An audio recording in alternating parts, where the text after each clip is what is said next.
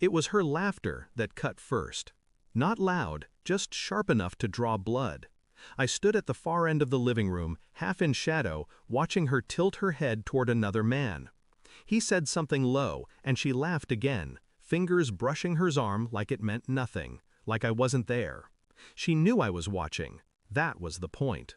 When she turned to refill her drink, she looked right at me. No guilt, just that quiet, challenging smirk that said, "Do something." I didn't. I just watched. And in that stillness, something inside me fractured.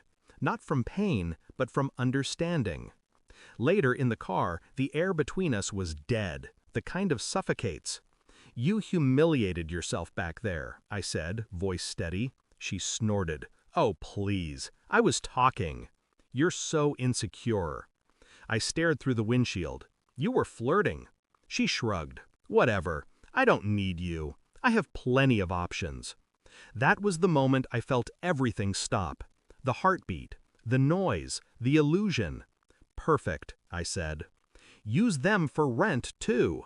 She rolled her eyes, laughed. She thought it was another empty line. She was wrong. The next morning, she left without a word.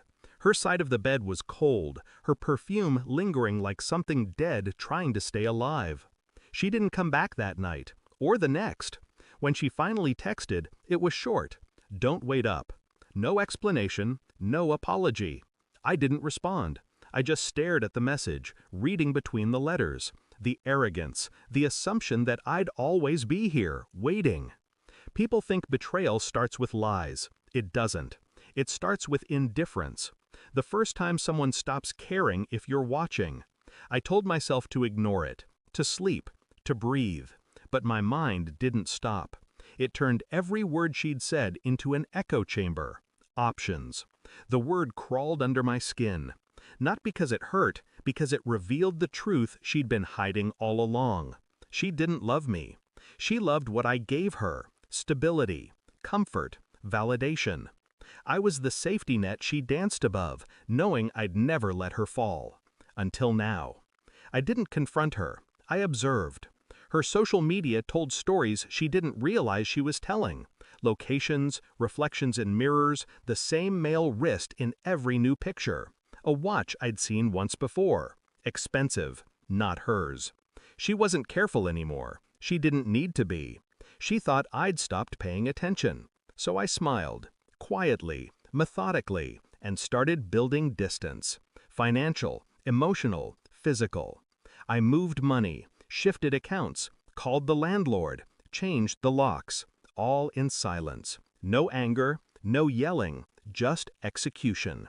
At 2:57 a.m. she called. I didn't answer. At 3:04, the sound of keys at the door. At 3:05, the sound of them not working. I watched from the security app, her face half lit by the porch light, confused, then irritated, then afraid. I almost felt sorry for her. Almost. When I opened the door, she froze. Hair tangled, eyes glassy. A stranger in the clothes I bought her. She smiled nervously. "Hey, the lock changed," I said. "Why?" I stepped aside. Behind me, boxes. Her life reduced to cardboard and tape. Labels written in black marker. Clothes, shoes, miscellaneous. Her smile cracked. "You're kidding." "Try me." She stared at the boxes, then at me, like she was seeing the truth for the first time. "Where am I supposed to go?" I tilted my head. "You said you had options." Her breath hitched. "That was a joke." "No," I said. "That was honesty. You just didn't think I'd listen." She took a step forward, voice trembling. "Please, let's talk." But I'd stopped listening weeks ago.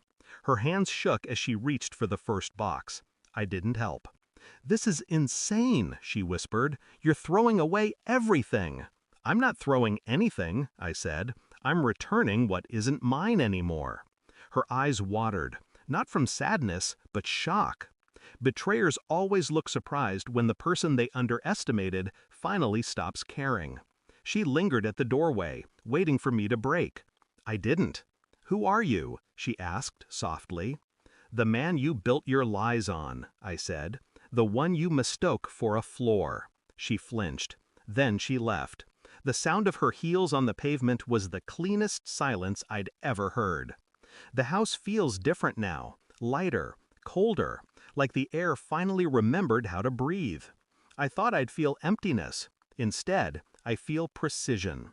Sometimes, late at night, I look at the spot where she used to sit, her wine glass, her laughter echoing through my walls, and I realize something simple. I didn't lose her. I removed her. There's a difference. People like her mistake chaos for freedom. They think options mean power. But power isn't about how many doors you can open, it's about knowing which ones to close, quietly, permanently. I closed mine at 3:05, and I haven't looked back since. Thanks for watching. Don't forget to like, share, and comment. Subscribe now to Cheating Stories Insight World for more amazing stories.